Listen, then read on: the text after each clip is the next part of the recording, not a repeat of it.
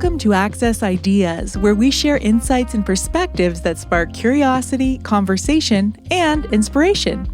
I'm Yana, and joining me today is Inga Nwagbu. Inga is a pioneer in the field of business architecture, focusing on the strategic alignment of technology, people, and processes for small and medium-sized businesses.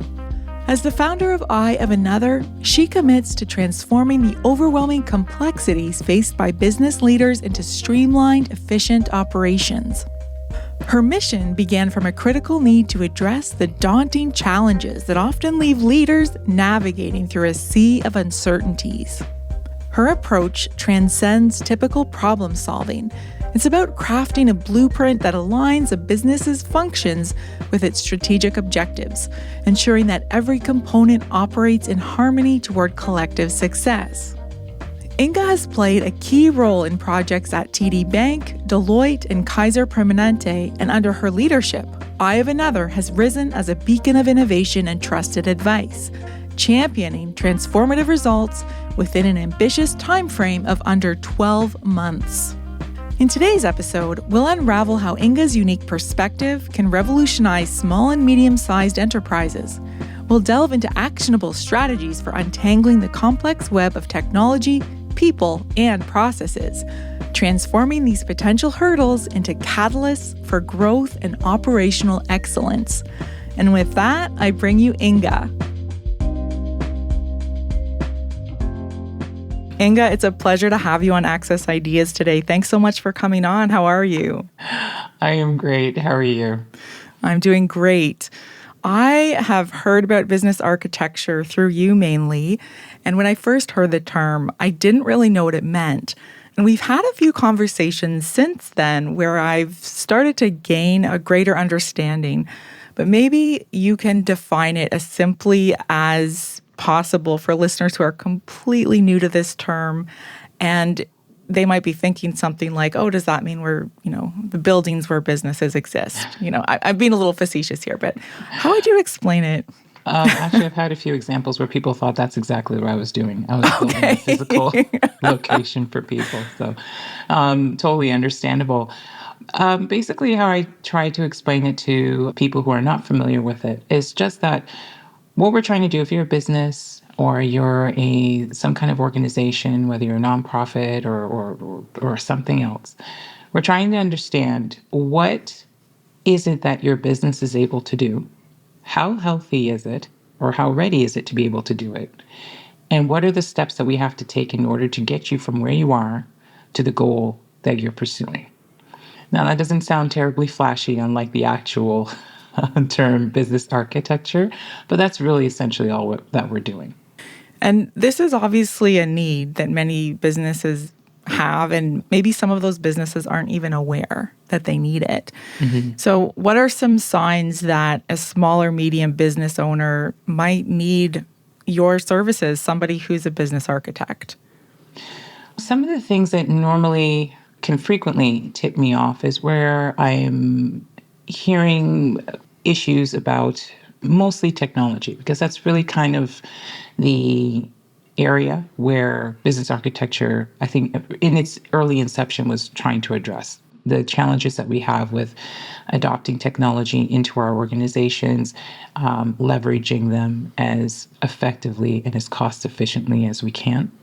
So I'll often hear maybe from somebody, well, we purchased this particular software, this particular subscription for this thing, and it's not really working the way it is, or we had problems once we installed it or we implemented it, and people are more confused now that they're using it, or it doesn't fit with the way that they work.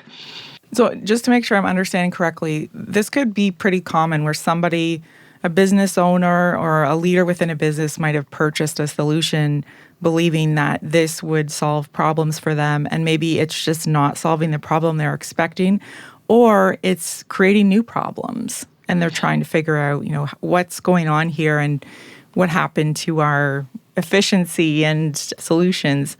Is this pretty typical, would you say, in terms of a problem that might come up that you can help with? I'm sorry to say, yeah, it is quite frequent. Yeah. I think there was a report not too long ago, maybe just at the end of last year, US trends that they were following among small businesses, where they said up to about 56% of the businesses they spoke to regretted a software purchase. Wow. Yeah. That's a lot. And to add on top of that, aside from technology, where maybe you have a small or medium-sized business that is looking to try and find a way to standardize what they do internally because they're experiencing a lot of growth. Yeah. So they're just trying to figure out, okay, in what order do we do things, or how do we position ourselves so we are able to meet the task of what we're seeing coming our way. I think a good example of this is just what happened to everybody during the pandemic and COVID. You had a lot of businesses that all of a sudden they had to realize they had to leverage or use what technology tools they had in a totally different way, or had to adapt it in a way that enabled them to be able to still operate. And for a lot of businesses, that did not work out as well as they hoped, which led to some of these things that I mentioned about the regretting the software purchases. Some of them were also able to adapt too. But yeah, it's one of those things, I think, when one of the differences I found between being someone who operates in a small business myself versus being in a larger organization like I also used to be, is that when it's you and your small team, there's more of you that's invested in it, I think, because you see it more a little bit more as an extension of yourself. More personally. Yeah. So every decision that you make, the stakes feel a little bit higher because it's your name, it's your brand that you've built. You feel more of that accountability because of the people that you have supporting you, that you've hired, that are depending on you for a living. Not to say that you can't experience these things when you're in a larger organization, but there's fewer layers, and therefore it makes the impact of decisions that much more urgent and that much more personal. Right. And I'm imagining that if you made a decision to purchase an expensive piece of software or solution, and it turns out to create new problems, or you're not getting the result that you had hoped for initially, you might be tempted to throw good money after bad and say, oh, well, we invested all this money, so let's just get this little add-on thing or do this other process to help cope with the new problems or the lack of efficiency. And I just want to stop for a second and specify, I don't want to name names in terms of, the bad solutions that you should avoid, because I have a feeling that most solutions are probably appropriate depending on the context. And sometimes it's just a mismatch. Mm-hmm. But in your experience with the customers you do work with, Inga, would you say that there's certain categories that are more prone to giving companies a lot of headaches, and maybe, like, let's say CRMs, customer relationship management? That's just one tool that I can imagine that a company would invest in, a type of software. What other categories do you see that are frequently purchased as solutions that end up being a mismatch for your client, or creating problems that maybe undermine the value they'd hoped to get from that solution? I would say near the top of the list is around CRMs. Also, because many businesses are now doing most of their business online, or they're leveraging digital in some way, you'll find a lot of concerns around security. What can they do to help bolster authentication of, whom they're talking to, not only internally, how they handle information, but also with their customers. What I found is that it's not so much a mismatch, but maybe more of a miscommunication or misunderstanding of what it is that they're really seeking and they're trying to achieve versus what that particular tool has to offer. And there's a couple of different ways where that can happen. Sometimes it can be, overzealousness on the part of the person doing the selling of the product. Yeah. They may overpromise and lead someone down kind of the garden path of, like, this is going to solve all your problems. This can address all these different areas that you're having trouble with, whether it's your customer relationship management, or improving touch points, or handling how you can track your sales performance and all that.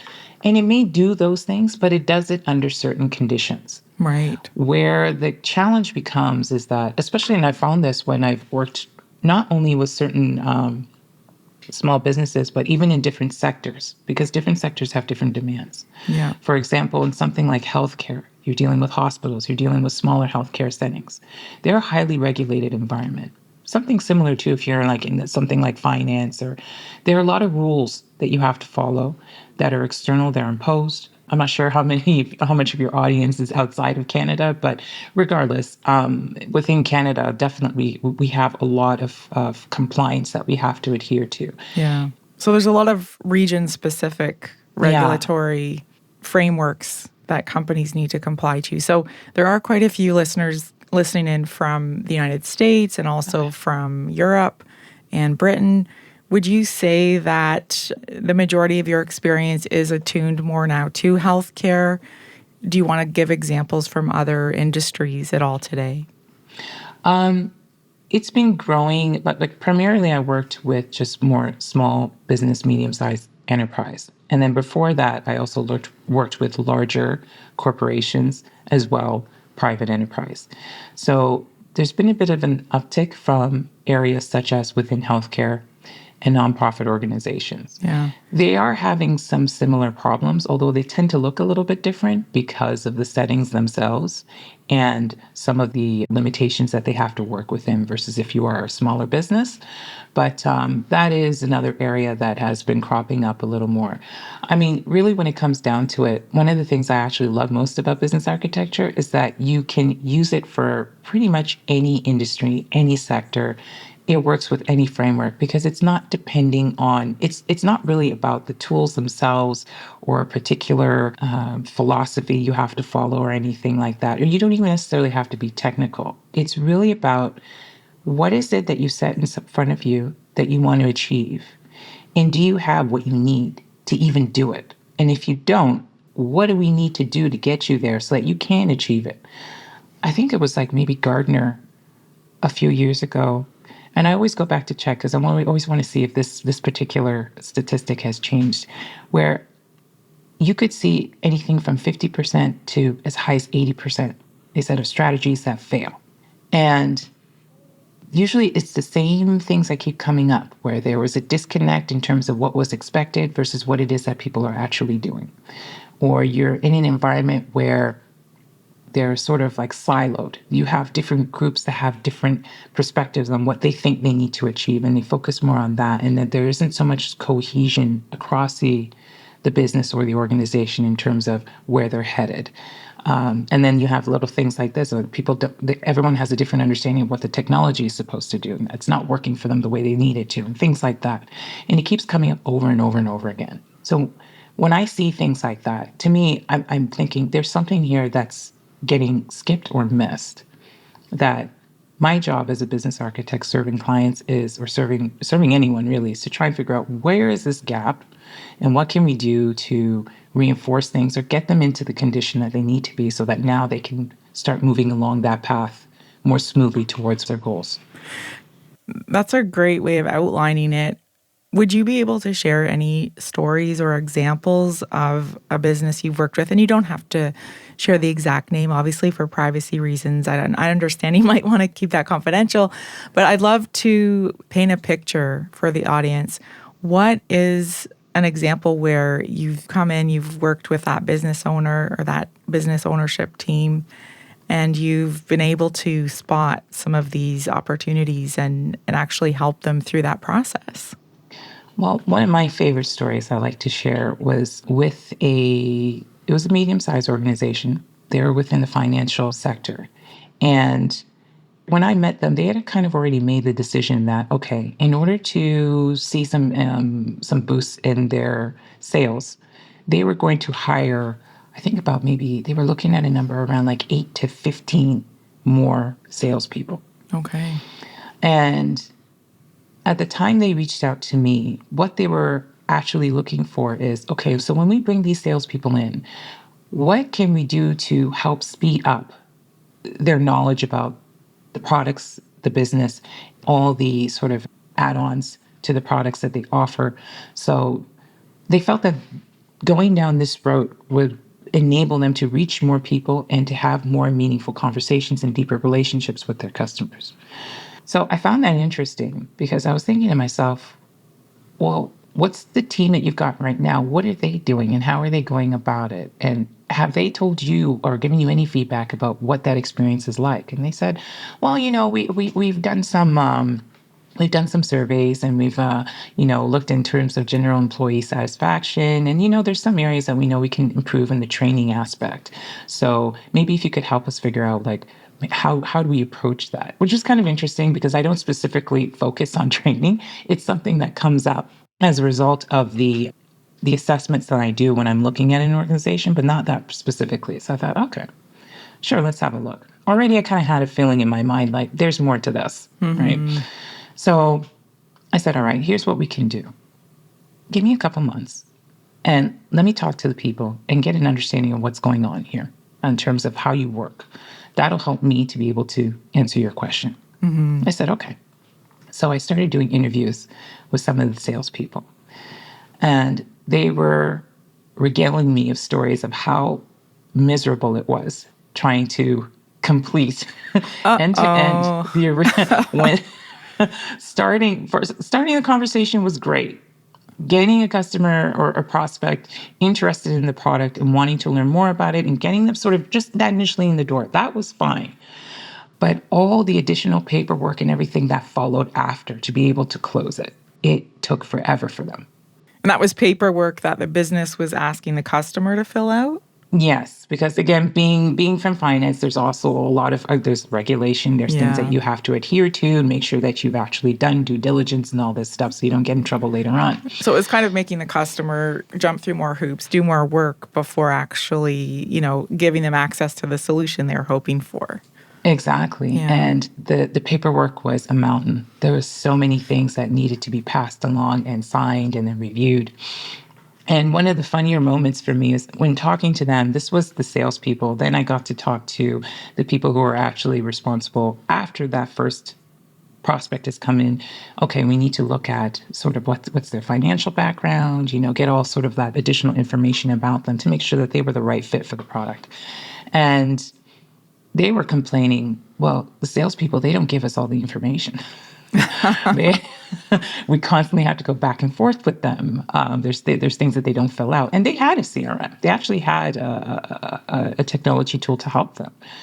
And then once I moved a layer back from there, I said, okay, who else is involved in doing sort of the review and assessment, making sure that all the T's are crossed and I's are dotted? Oh, we talk to other people such as legal. But the problem with legal is that they don't tell us all the information that we need to have and make sure that we have to hand over to them so that they can do their piece. I'm thinking, legal. Okay. So it kept going on and on like this until finally I was able to paint a picture for the leaders. What actually does their business look like when it comes to trying to onboard a customer? Because it's not just about, okay, we make the sale, yay, we note that in the spreadsheet that this is the dollar amount. It's a whole cycle. It's a pathway. And maybe it's worth mentioning here too, I'm assuming the product is a solution that needs support. So it's not a one and done sale. It's a relationship that you're hoping to establish for many years, ideally. Yeah. It's not something you want the customer to have to constantly need support with, but the expectation is that you're going to work with this person for many years. And so that's a totally different type of sale than you buy it once and you walk away. Yeah, absolutely. And in the case of this particular company, how they refer to it was entitlements. Okay. So they would offer this product to these customers, and you had all these things that the customer would be able to take advantage of as being a purchaser of this product. So working that backwards, the salespeople would do a great job of presenting that and getting the customer excited about it. But then when it actually comes to going through the door, getting them in, getting them set up, getting all the paperwork done to make sure that we're following the rules as we should for this. And then, of course, after that, you go into the whole, we need to support this thing. And how are we going to deliver that? And of course, because of problems that started in the early part of bringing the customer in as a result of the sale, then you would run into communication issues that happen in terms of being able to service them now, provide these entitlements to them that they were expecting. So along that line, I was trying to paint a picture to them as what does this actually look like? Because they had an impression of how this worked. And naturally, that happens. At a higher level, you have expectations. This is what's going on. But when you're there dealing with this every day, you have a very different perspective of what's actually happening. And what they were not seeing were all the workarounds that people were doing. In the current world we live in, it can feel difficult and daunting to create positive change in our lives and in the world as a whole. If you're craving to see and create real impact, the Disruption Podcast is for you. The Disruption Podcast, hosted by Tracy Breeden and Michelle Pelton, gives you an inside look into how you can create big, bold change, covering topics from understanding how to navigate blended family relationships, building community through music, the queer experience, and how to combat serial sexual assault. Michelle and Tracy showcase guests who are activists, thought leaders, and inspiring advocates. Join Tracy and Michelle every other week as they uncover what it means to be a disruptor. Are you ready to be part of the change? Right. This is notorious, right? So the people at the top are not going to see the shortcuts, the cutting the edges, the extra work, in fact, that their own employees will do simply because the system or process is just not what it should be. Exactly. Yeah. So once I tried to cobble this picture together, and the way I did it was, okay, let's imagine steps 1, 2, 3, 4, 5, 6, what we have to do to bring a customer through the door. For each one of these steps, your company has an ability that enables the step to complete and go to the next one. So in the simplest of images, imagine sort of like a path across the top of a page. And then underneath each step is like a bunch of squares. Each square is your capability, that business's capability to meet the need of that particular step. Mm-hmm. So what I then did was color-coded the squares. Nice. And this was based on all the different areas that I'd spoken to who were involved with each step. And this was another thing I think they had underestimated initially, is how many people are involved in each step of this process to make it doable. And do they each understand the role and the timeline and the expectation of them to fit that timeline? Yeah. Or even if they're aware of each other even. So in some cases, they didn't know, like, oh, wait, I didn't know legal had to do that, you know? Yeah. You know, a lot of people don't think of legal when it comes to a sale. It's like, well, they're part of the contract that gets signed. So they actually have a very big foothold in there. In addition to finance, too. A lot of people wouldn't assume that either. So after I color-coded it, and it was a simple color code, green, everything's great. You don't have to do anything. But then we go back from that. It's like, okay, yellowish green. It's okay, but, could use a few tweaks. Yellow. Okay, maybe there's something we should be concerned about. It's a little bit of a flag here. Yellowish orange. Okay, there is something going on here. There's been a few issues. We need to start addressing them. Red, it's on fire. No. And as you can probably imagine, there was quite a bit of red and yellow orange on that diagram that I showed them. So going back to them several weeks later and showing this to them, said, based on what you've told me and what I've learned from talking to your teams and your people, this particular step, not even the whole organization, just this particular area that you're looking at, there's a lot of work that needs to be done. And what was the most surprising to the business owners at this point? I mean, I assume they were expecting to see some of those orange and yellow and maybe even some red, but what was the aha moment for them where they looked at it and maybe there was something completely beyond their awareness? Yeah. The feedback I got was really they had underestimated just how many different groups were being pulled in to just complete this particular, I call it process. There's actual technical term for it in business architecture, but generally speaking, it's really just a very high level depiction of what this main process is. Because every company has this. You have to onboard a customer, or you have to somehow serve a customer or whoever it is that's going to be the end user of what you're sharing. So they had really underestimated just how much of the company's resources, people, technology, tools information were involved in just being able to do this. So the main message I wanted to get across to them is that what you're thinking, if we stick numbers to it, the way that this is depicted, it's not really salespeople you need to get in here first. It's clarifying a lot of this red and red-orange that we're seeing on this chart, because this isn't a people thing. In some areas they were saying, yeah, we could use some more staff, but that wasn't the heart of the problem. The heart of the problem was we had a lot of different areas who had processes overlapping into and relying on each other to be able to complete their work, and it was breaking down for many different reasons. So, of course, when you show something like that and you're trying to explain that to a group of people who are not expecting this kind of news per se, there's a little bit of panic in the room. Sure. Because it's like, wait a second, this looks like a lot. So, of course, that's where I come in and I had to take them through and say, okay, don't panic. You're not the only one who's gone through something like this before. I deal with this all the time. It's a matter of, okay, let's take a deep breath and rethink a couple of things. And maybe we'll talk about this a little bit, because this is where I get into sort of like what I call the capability mindset. And at this point, had the business already gone and hired a bunch of extra salespeople as well, or were they about to hire the salespeople? Thankfully, they had not. Oh, that's one good thing at least. Yeah, they had not yet. I have been in some situations where they have already attempted to do certain things and the red flag went up because it wasn't working the way they thought it would. Okay. So I'm sort of, what I like to say is that when I come in, I like to try and get as far ahead of the bus as I can. Yeah. And sometimes that bus is already in another city and I'm starting off at a different stop. So there's a bit of catch up that needs to happen. But thankfully, this bus hadn't quite completely left the station yet. So it gave us a chance. And in the end, it ended up really being a good news story, because they had allocated quite an amount of money to begin the process of doing the recruitment, the interviewing and everything to bring in the additional salespeople. We were able to reuse that money instead to apply it to the fixes that needed to be done within the process, the capabilities themselves. They still did end up hiring, but not nearly the amount that they had been thinking of, the original 8 to 15. I think in the end, it may have been about 2 or 3.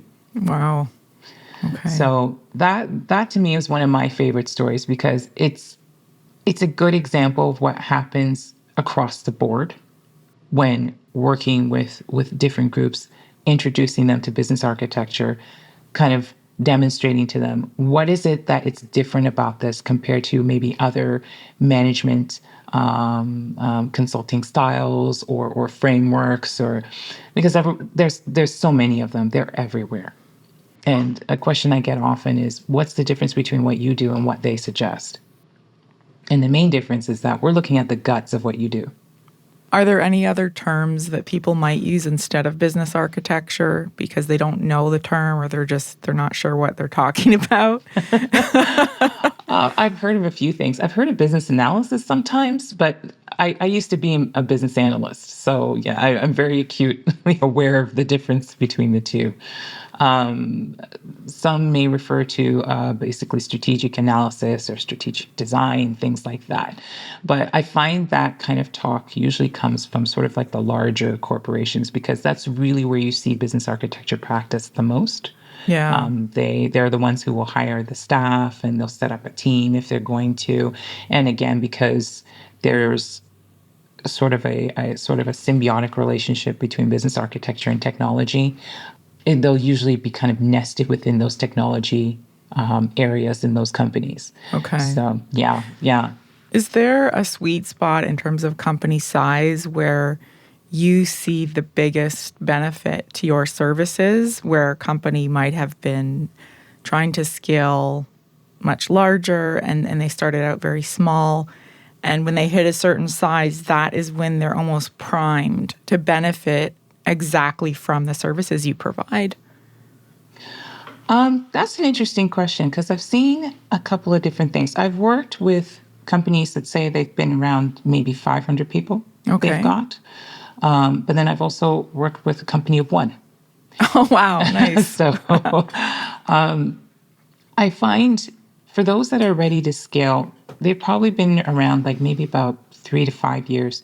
One of the flags for them has been that, okay, we want to position ourselves because eventually we want to be able to either exit or IPO. Okay. So they want to make sure that they're in as tip-top shape as they can possibly be to ready themselves for that. A couple of other instances where I've seen is, and this is for a much larger space, is if they're maybe doing an acquisition or they're going to do some kind of merger. Oh, of course, that would be prime time to make sure everything is working exactly as well as it can. Yeah. But in the interesting case of the company of one, and this has happened a couple of times, what they're really looking for, and I have to admit, I love working with this group of people.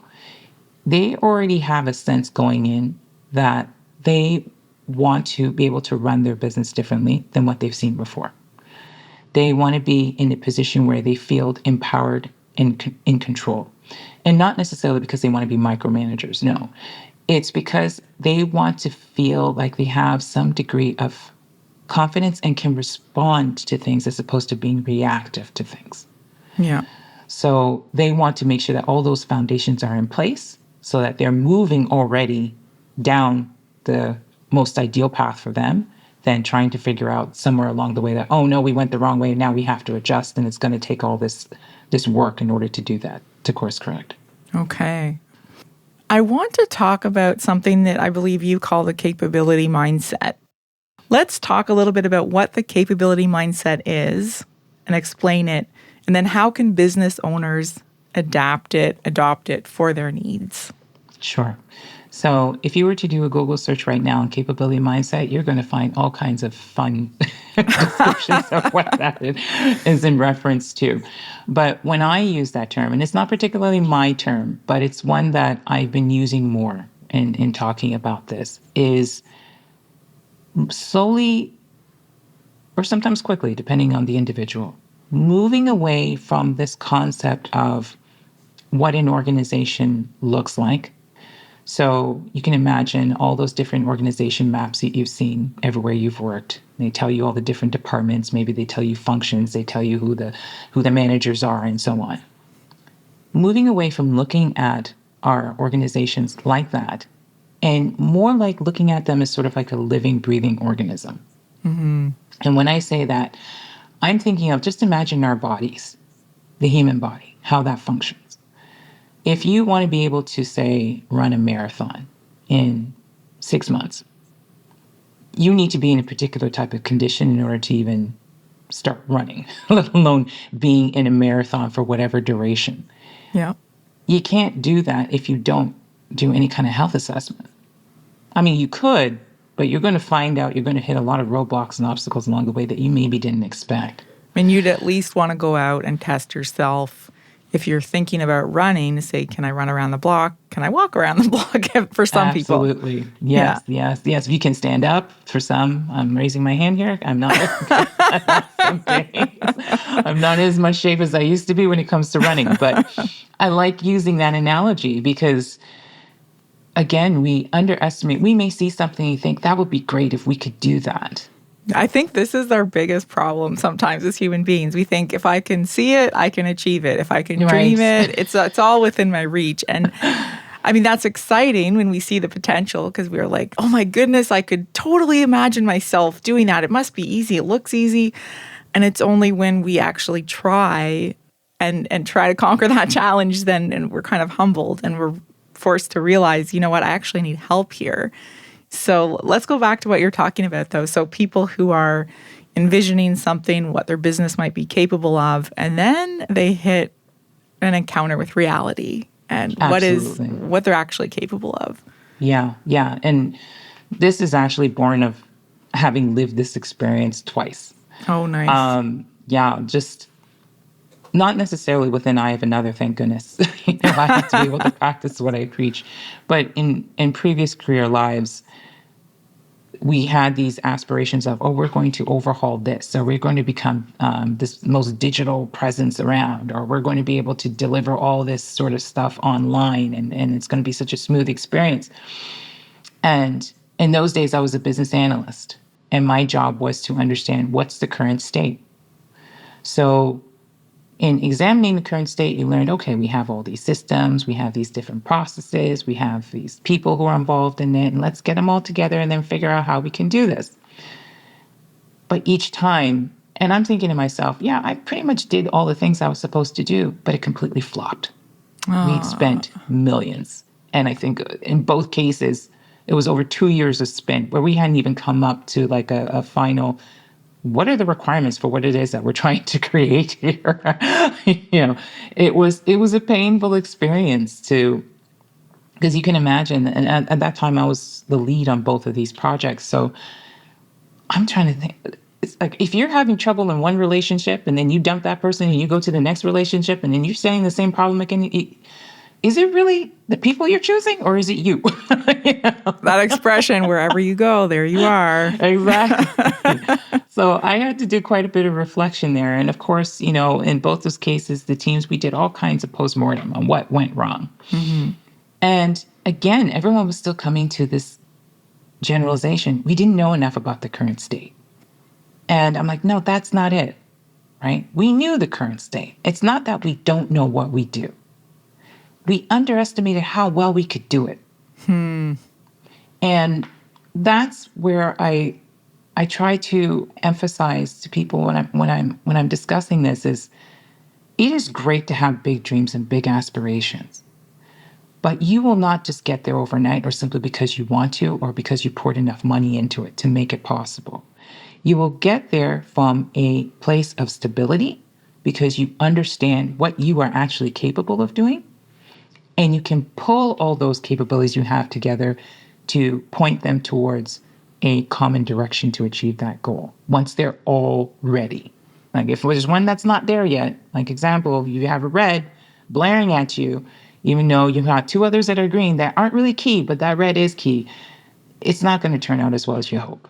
And maybe this is, if we go back to your analogy about training for a marathon, it might be the person who on their best day, when they've had great sleep and adequate hydration, they can run around the block and maybe they can even do a half marathon. But most days are not our ideal days. Most days, maybe we have a pain in our side. Maybe we only got 4 hours of sleep. Maybe we underhydrated or didn't eat enough. And it's just like that in a business, I can imagine. Maybe that new hire has great potential, but they haven't actually been trained as thoroughly on that new system that is vital to the process working as it should. Mm-hmm. And I think, is this along the lines of where you're going in terms of making sure the business truly grasps their capability, not just their capability on a really great, perfect, ideal situation, but what is your average capability? What is your guaranteed minimum performance, in other words? Mm-hmm, absolutely. And also being able to put a name to all those areas that are enabling those capabilities to function. Again, going back to the example of that story with that financial firm, they were surprised by how many different areas were involved. And that's why I talk about moving away from looking at a business or an organization like an organization map, where we're very preoccupied with saying, okay, it's this team that does this, or it's this department that does this. Or I've been in situations where just as an introduction, I've asked, oh, so who's part of your human resources? And they're like, why does human resources need to be here? And it's like, well, people do this stuff, right? We hope. We hope. In some cases, they've gone fully automation, but still, I need to talk to the person who helped create the automation, right, to understand what's going on. So, it's really getting an understanding of what are all the different parts that are required to do the thing that you're saying you want to do, and how well are those different parts performing? How healthy are they? If they're not as healthy as they need to be, then we need to do stuff to get them healthier. We need to start eating better. We need to start getting the right amount of sleep. We need to start doing certain types of training during the week to prepare ourselves. And it sounds like education is a big piece here. Even small to medium businesses where you'd think people are literally working side by side every day are completely unaware of how their colleagues' work might impact their own processes or their own success. So that's really interesting, is just raising that awareness. And again, coming back to the idea of capability mindset, of understanding how my capabilities are dependent on my colleagues' performance or my colleagues' understanding of where they might fit into what I do. And that's a very communications heavy process. So how do you help businesses start to wake up to that? And I'm assuming that most people are aware of this on some level because everyone knows communication matters, education matters, but so many of us think, oh, that's other people that are the problem. I don't have that. I'm a perfectly great communicator and I'm aware and I know exactly how this business works. But of course, we don't know what we don't know. And so to me, it sounds like a lot of what you do is gently or productively helping businesses realize what they don't know and individuals within those various processes or strategies understand, what their blind spot is. And that, I can imagine, involves a bit of delicate balance of delivering hard news, of educating them. It might feel humbling to some of them. Yeah. How do you do that in a way that your message is received? I'm fascinated by this. Yeah. Telling stories, obviously, using the analogies, I found has gone a long way to helping. As you can probably imagine, something like business architecture, it's not new. It's been around for, I dare say about 30 years or more. Mm-hmm. And even it's not its own little unique thing. It borrows ideas from a lot of different strategy frameworks as well that have existed even longer than that. But there is a tendency within that business architecture bubble to kind of get a little too ivy tower in explaining. Too abstract, theoretical. Yeah. Yeah. So my challenge in terms of going this way with I Have Another was, how do I make this more pragmatic for people? More relatable. So the analogy is a great tool for me when I'm speaking to people because, as we're talking, you can imagine, maybe you've run a marathon. Maybe someone listening to this is going, oh, yeah, I remember the last time I tried just going back to the gym after New Year's, So things like that. And I'll have to admit, if she ever hears this podcast, please forgive me. I stole your idea. One of my favorite projects that I ever worked on was with a hospital. And it was a small community hospital. And they were faced with having to, they made the choice that they were going to move to a new construction. And so you can imagine a small community hospital had, I think, not even maybe 100 and so beds or so. And the clinicians and the staff, they were all used to being able to just talk to each other if they needed something, because you could always see where the other person was. So they had come up with their own little system on how to get their work done. But they were moving to a facility that I think was well over 300 beds. Wow. The facility itself was, if I can remember the number of how many square footage, it was massive. It was pretty much the size, altogether, it was pretty much the whole property was the size of a football field. Ooh, that's a big change. Yeah. And everyone was very apprehensive about what is this going to look like. We're used to functioning one way, and now we're going to be moving into an environment that forces us to work a completely different way. So there were experiences, obviously, of fear. How would we do this? We're not going to be able to take care of our patients. We're not even going to be able to work with each other in some cases. Bringing in technology to help, okay, but it's going to also take away from the personalized experience that they were used to serving their community members with. So there was a lot of rumblings. And of course, they'd also had their own internal issues in the past too, on how to handle change. So all of that was bubbling to the surface. And I remember sitting in the meeting with the hospital CEO, and everybody kind of said their piece of why this won't work. That's the best way I can describe this. And she listened to everybody's point of view and basically sat there and then said, okay, listen, we've got about a year to do this.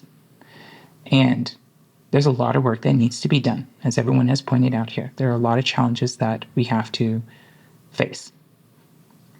But the fact of the matter is that we are not just a hospital. We are a village. And our patients are like our tourists. They're our visitors. And they come through and they take many different avenues, and they're going to encounter many different people along the way. So what we need to start realizing is that this doesn't work unless we pull together as a village. Each one of us has a part to play in the patient journey. So let's work on figuring out what part that is, and then doing our best to ensure that whatever work that needs to be done in order to facilitate this move, this change, doesn't ruin that journey. So after she said that, That's a great analogy. it was fantastic. And the mood in that room after she said that, everyone kind of went, oh, a village. I see it now. I saw a few light bulbs go off with some people, and then there are some people just kind of like, I'm not sure. But that's okay. You're always going to get a few of those. Sure. But as we progress through that process of trying to prepare them for the move, that people started saying it. It's like, we're a village. What part of the journey are you in today? Like I actually heard someone joke about that one day on a shift. That's awesome. And that has always stayed with me. I started saying to people lately, like, you know what? Business is community, right? Mm-hmm. You serve a community and you are a community. And as a community, that's what enables you to serve. Yeah. So none of these things work with just, oh, this team does this. It's almost like you have to get everyone to answer the question, why will this work first? Exactly. Versus how will this work? It's those sort of TED Talks, Simon Sinek, find your why. Why will it work? Because we're a village and we enable our visitors to take different avenues and different routes and interact with different people. And when you start there, your vision crystallizes around that. So that's such a powerful example. And what's so interesting, too, is that you saw that analogy keep clicking for people along the way so that when they did feel discouraged, they'd come back to that vision and say, oh, but we're a village. And so therefore, we're going to figure this out because we know that we're a village. I love that. I love that. And another great aspect of it, too, is now you had different parts of that village talking to each other that were not talking to each other before, that they weren't even aware. A common thing that I've seen in healthcare, and which for some reason I sometimes struggle, like, why is this still happening? People know that they depend on housekeeping. Housekeeping is needed to get that room ready before a patient is added to that room or a patient has left that room. Without that room, how are you going to admit somebody? Where are you admitting them to? But there are so many cases where you'll speak to different groups. I mean, a lot of the nurses on the floor, they're aware of the importance of housekeeping. But if you talk to somebody else in another part of the hospital, like, housekeeping, what? It's like housekeeping isn't just in that room. They're throughout the hospital. Yeah. So, but they're unnoticed because they don't think of them in terms of, what is this village? This village, well, housekeeping is a huge part of that, right? As well as all your different clinical units and experts and your administrators and everybody had, like she said, everybody has a part to play in that journey as that visitor is making their way through.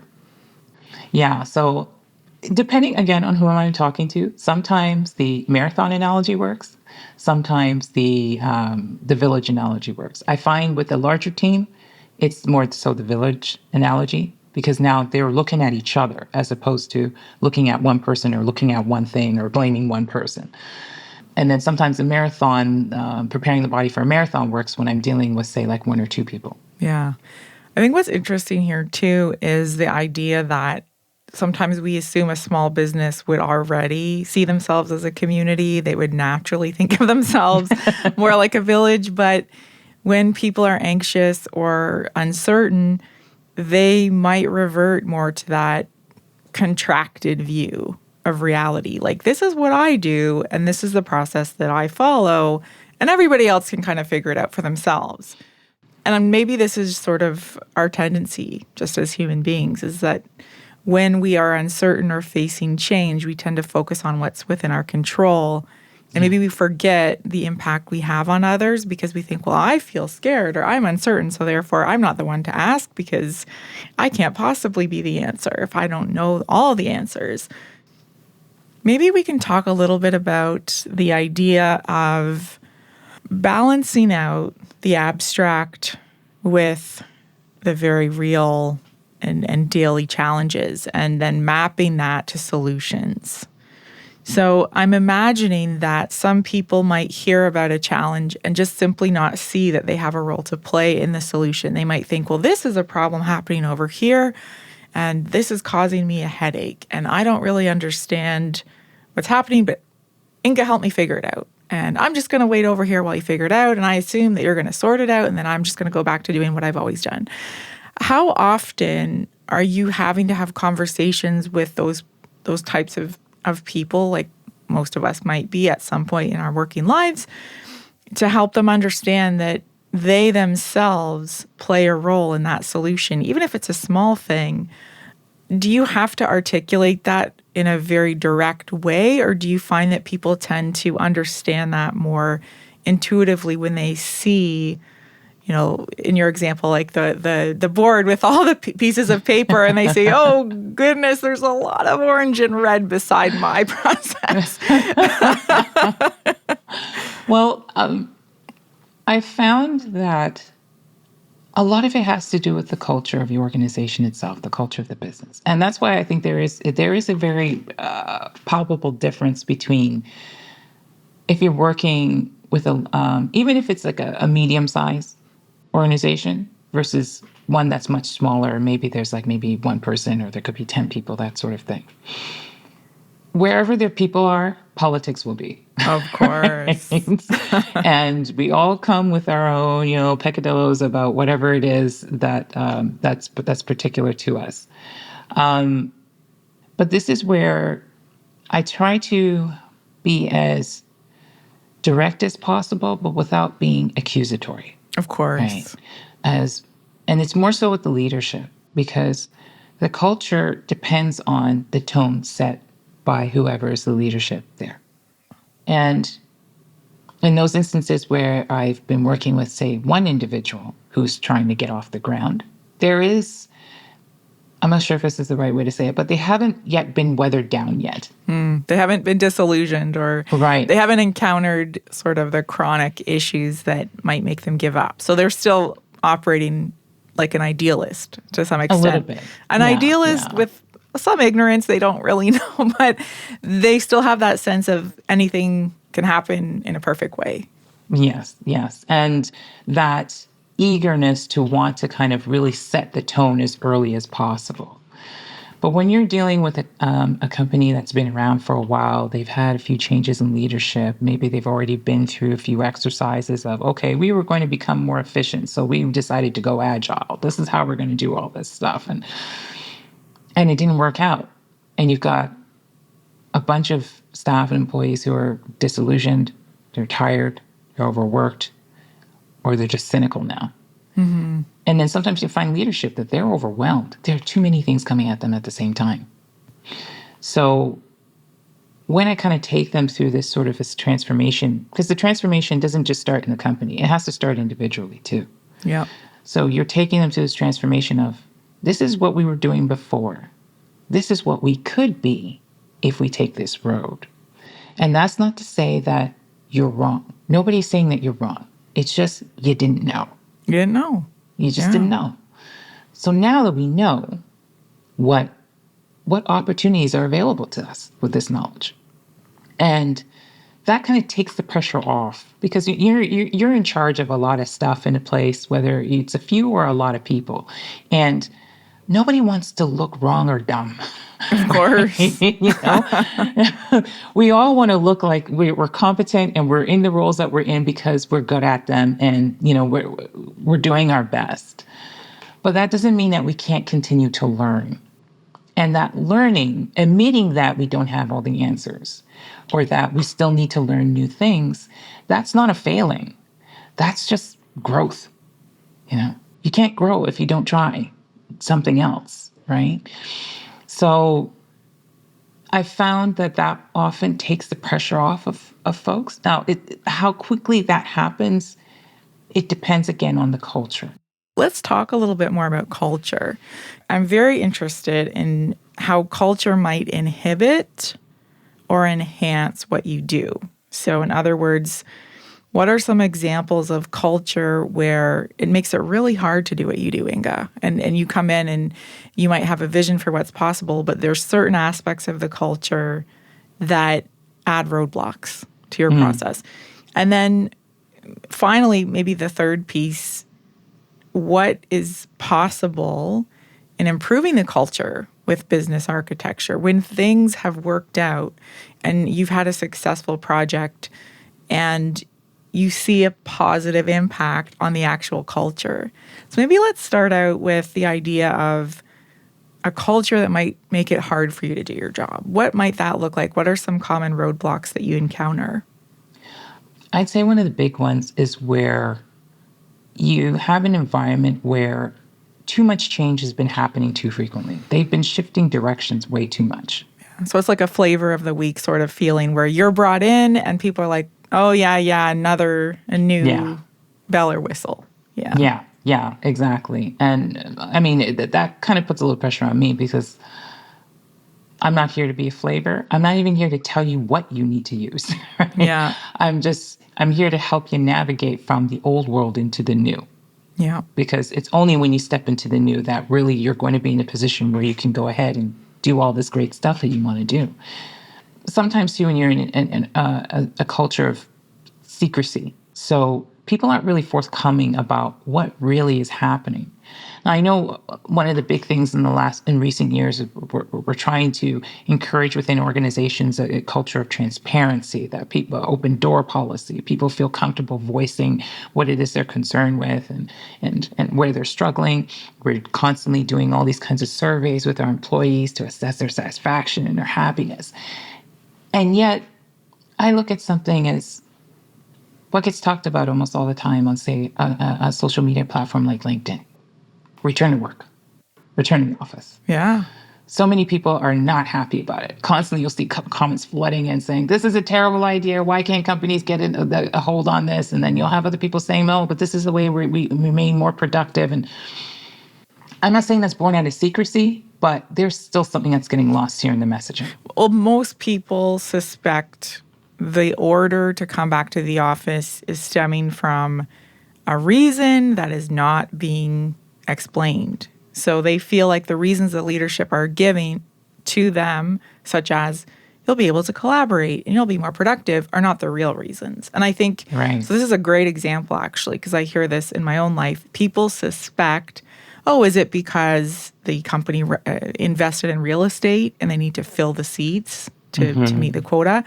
Or is there some other nefarious reason that employees are going to assume? So yeah, I think that's a great example, is the idea of secrecy. If people are used to not hearing the real process or the decision-making that goes in behind the process, they're just going to assume whatever narrative fits the day. And then when you come in and you try and have open conversations to understand the process, I'm imagining you're going to hear some things that are assumptions like, oh, well, this is because the leadership always do this, or they never tell us, or they always wait to the last minute to fill us in.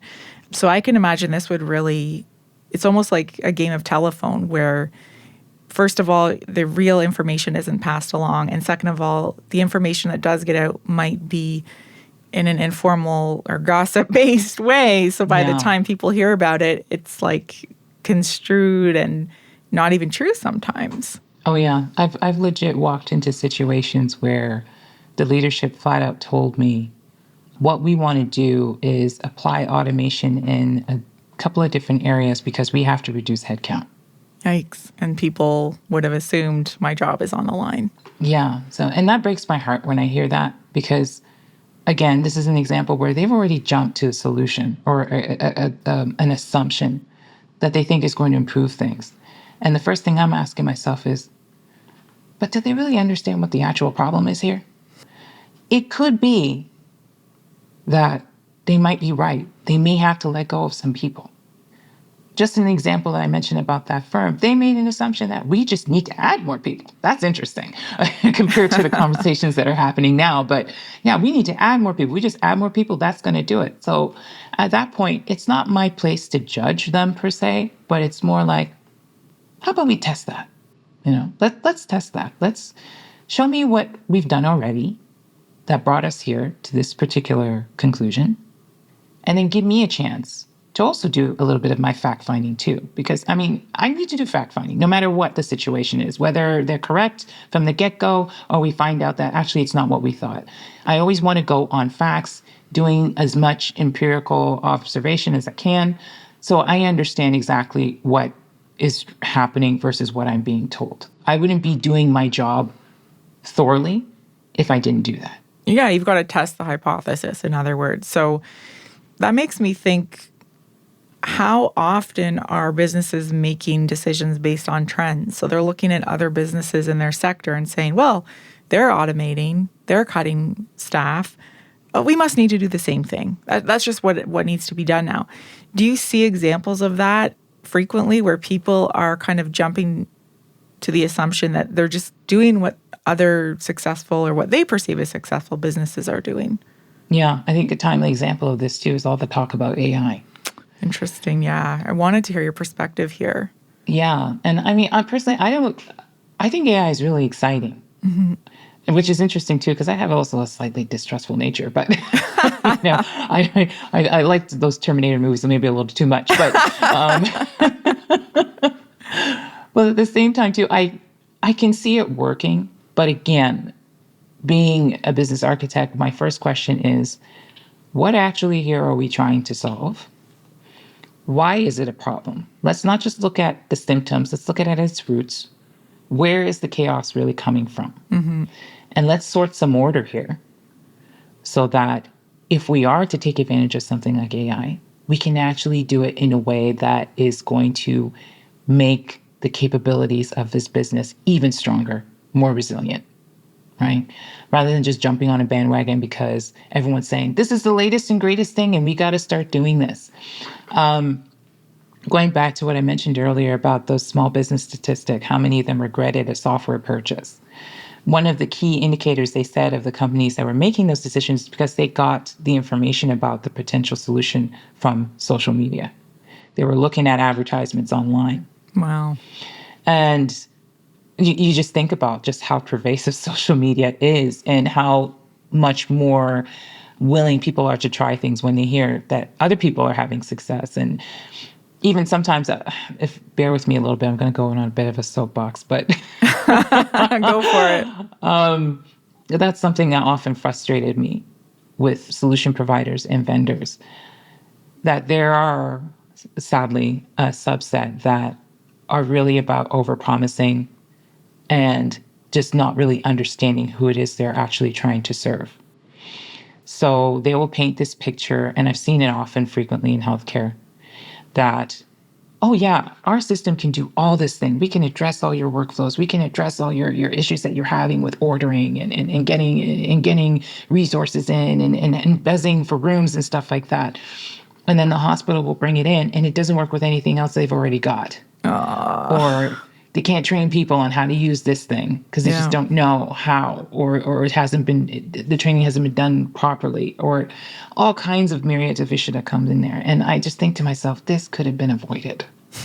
This really could have been avoided if we just took our time and made sure that we understood ourselves as thoroughly as possible so that we are not prey to those that would take advantage of our lack of knowledge about how we function. Well, that leads me to go back to the culture question.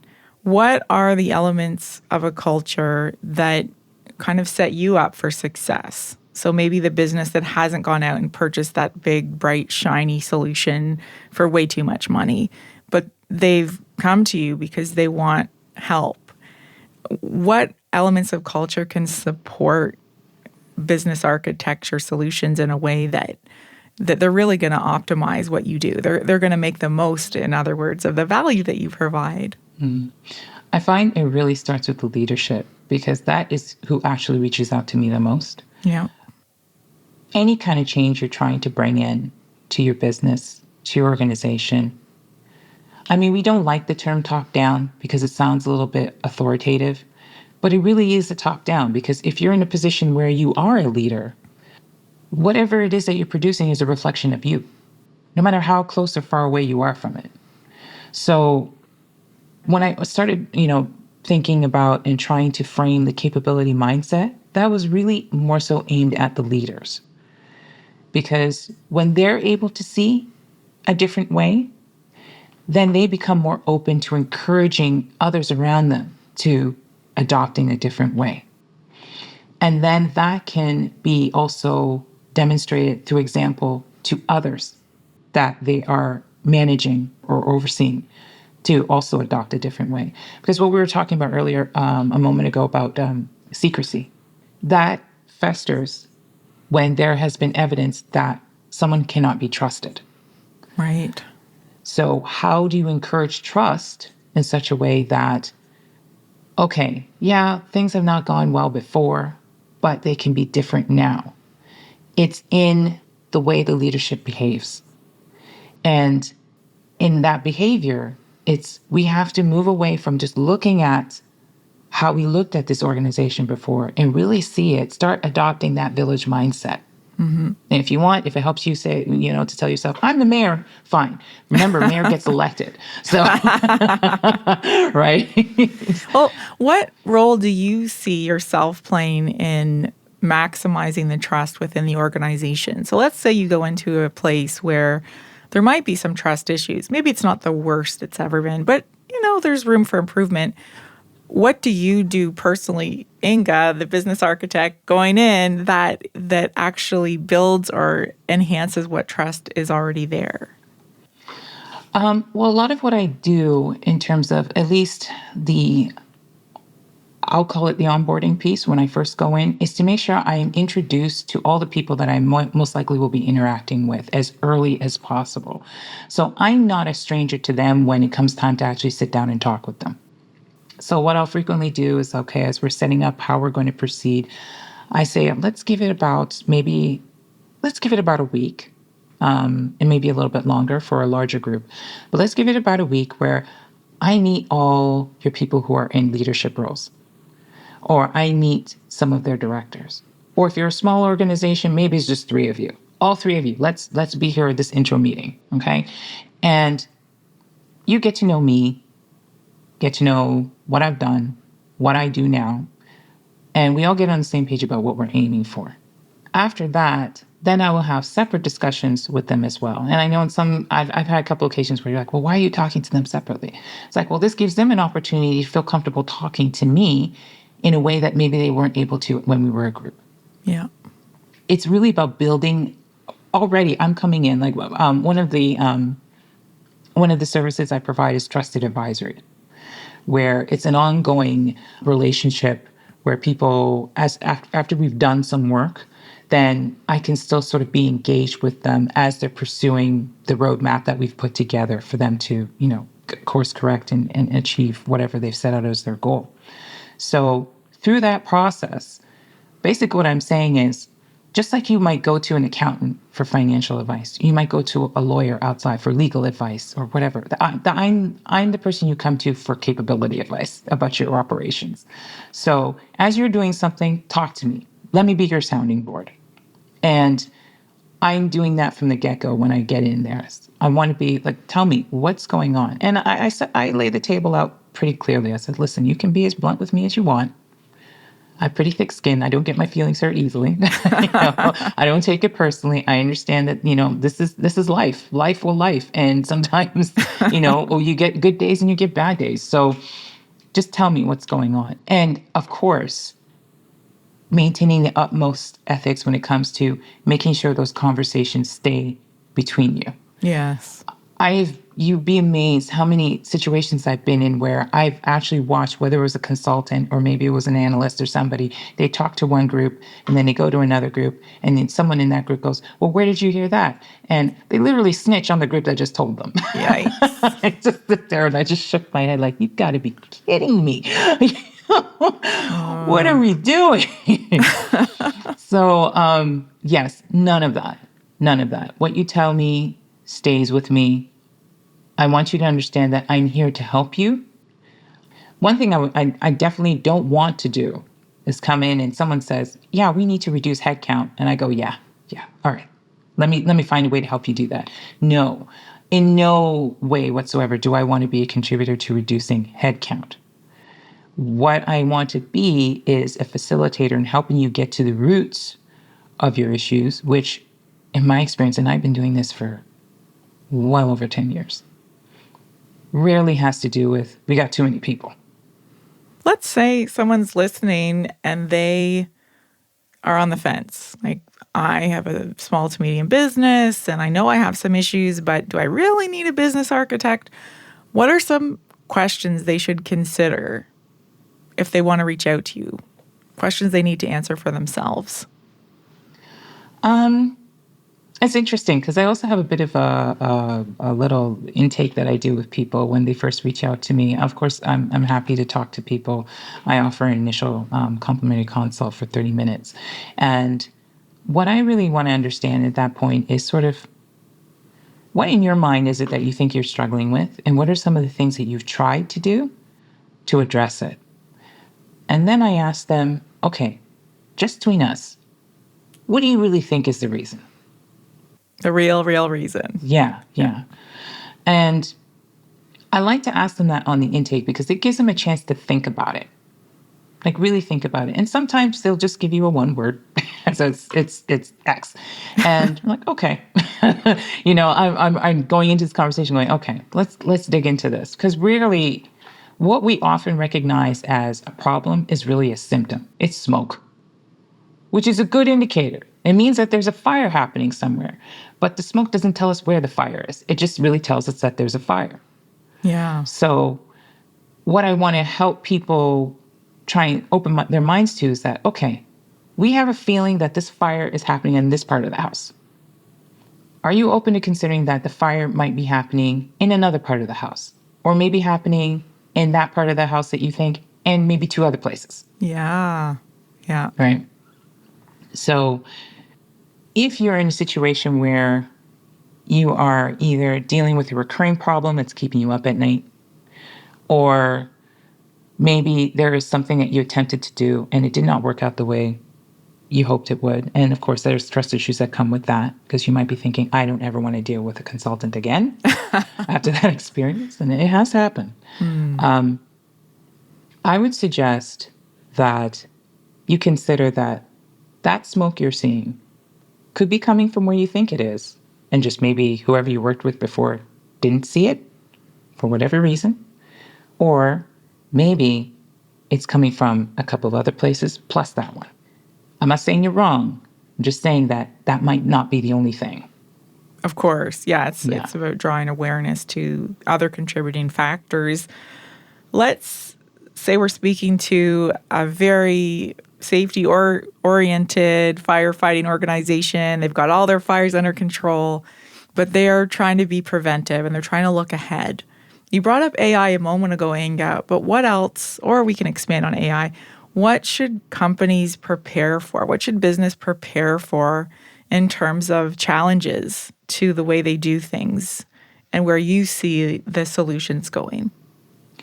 Well, AI being the huge thing right now, cybersecurity is also one big area as well.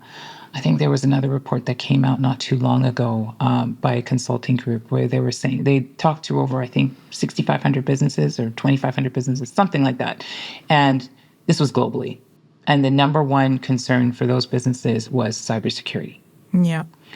So there's a lot of elements to that because it's not simply just protecting the data, but it's also making sure that you're adhering to the regulations wherever it is that you're operating, which can become very complex, especially if you are a global company. And yes, you can be a small business and have a global reach in which you do have to adhere to these things. So that can get very messy. I call it spaghetti. And, how are you able to ensure that you are doing all the things that you should be doing and you're not going to run into violation? As well, even within the practices within your own environment, with your own people, how are you ensuring that they're doing what they should be doing in order to make sure you stay compliant? Yeah.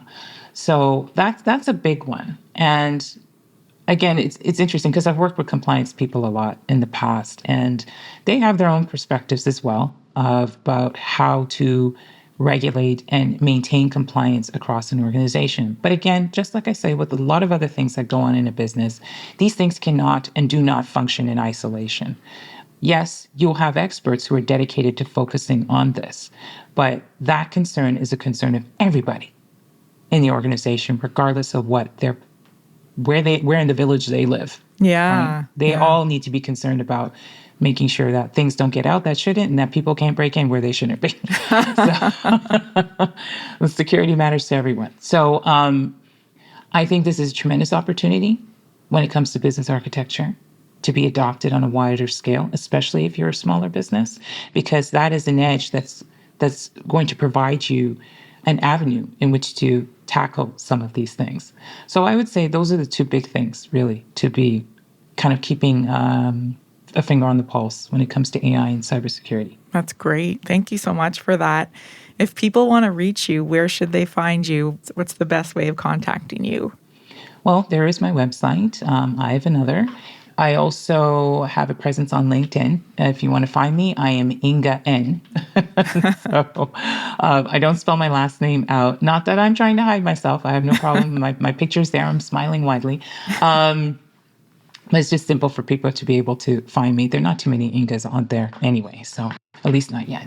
And we'll include this. We'll include the links in the show notes so that anyone who has questions for Inga or would like one of those consultations can quickly get in touch with her, because it sounds like you've raised a lot of very practical thoughts and solutions that I'm sure many business owners are wondering about. So This is very helpful, Inga.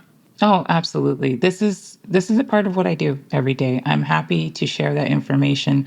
It was part of the mission of I Have Another, to make a service like this available to all organizations, not just larger organizations who seem to be sort of, I guess, maybe the early adopters of this.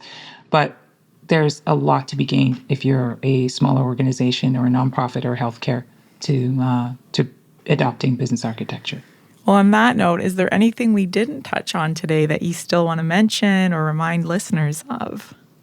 Well, as we were talking about capability mindset, I am also working on a book. Oh, fantastic. Yeah, so that will be coming out later this year, probably towards the end, closer to December. So definitely be on the lookout for that. I have a mailing list as well. So if you want to get a peek on some of the early chapters, be sure to sign up. Fantastic. Thanks so much for coming on the podcast today. Thank you so much for having me. This has been so much fun. I'm a great fan of the podcast, some of the topics you cover. So it's just an honor to be able to talk about this with you and share this with your listeners.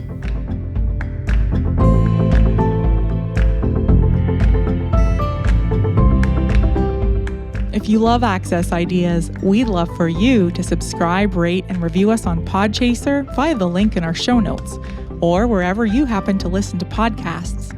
Tell your friends about the podcast too. Until next time, thanks for listening to Access Ideas.